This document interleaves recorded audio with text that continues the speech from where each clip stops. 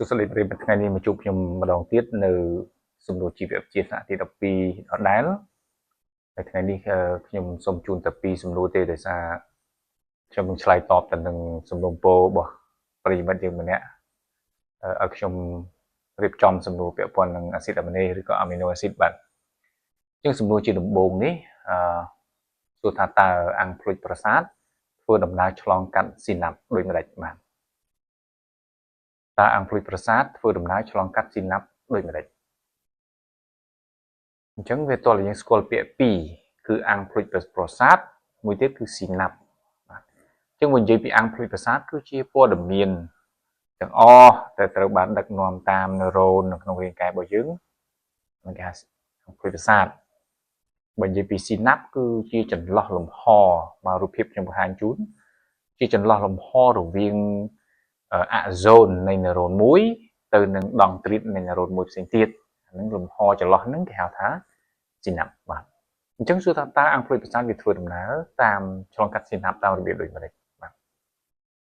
អញ្ចឹងជាដំបូងនៅពេលដែលអង្គភ្លុចប្រសាទធ្វើដំណើរទៅដល់ចុងអាហ្សូននៃណឺរ៉ូនមួយនៅផ្នែកខាងចុងនៃអាហ្សូនហ្នឹងវាមានសារធាតុចិញ្ចឹមដែលមានផ្ទុកថង់តូចៗនៃពុះសារធាតុគីមីហ្នឹងបាទរូបភាពខ្ញុំដាក់ជូនអញ្ចឹងនៅពេលដែលអង្គភ្លុចប្រសាទធ្វើដំណើរដល់ចុងអាហ្សូនហ្នឹងថង់តូចៗវាបានផ្ទុះ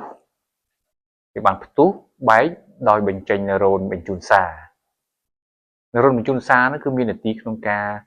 ដឹកនាំអង្គភ្លុចប្រសាទហ្នឹងឆ្លងកាត់ស៊ីណាប់នៅចុងម្ខាងទីនៃណឺរ៉ូនគឺនៅលើដង់ទ្រីតសារធាតុគីមីនៃពពុះតូចៗហ្នឹងវាបានបង្កើតជាអង្គភ្លុចប្រសាទថ្មីហើយបានធ្វើដំណើរតាមតួកោសិកាចុះតាមអាហ្សូន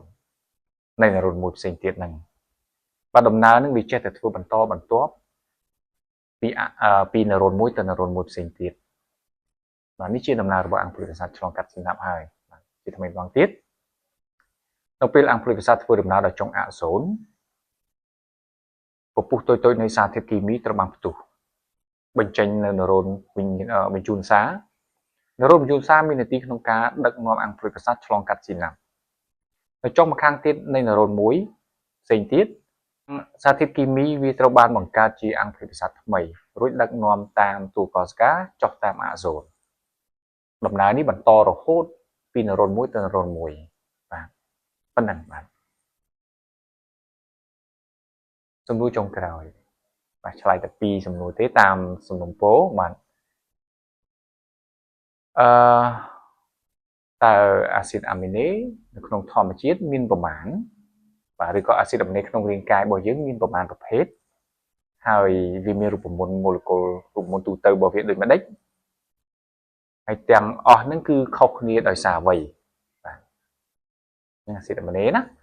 ឬអង់គ្លេសគេហៅថា amino acid ហ្នឹងទៅសាបរទេសគឺវាមាននៅក្នុង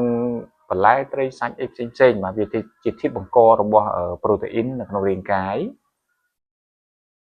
វាមាន20ប្រភេទចម្លើយគឺមាន20ប្រភេទដែលទាំង20ប្រភេទហ្នឹងខុសគ្នាពីមួយទៅមួយត្រង់ radical air បាទព្រោះអាស៊ីតអាមីណេមួយវាបង្កឡើងដោយបណ្ដុំ3គឺបណ្ដុំ radical បណ្ដុំអាមីននិងបណ្ដុំ carboxyl បាទខ្ញុំសូមឆ្លើយសំណួរតែមួយប៉ុណ្្នឹងសិនសម្រាប់សំណុំពររបស់ប្រិយមិត្ត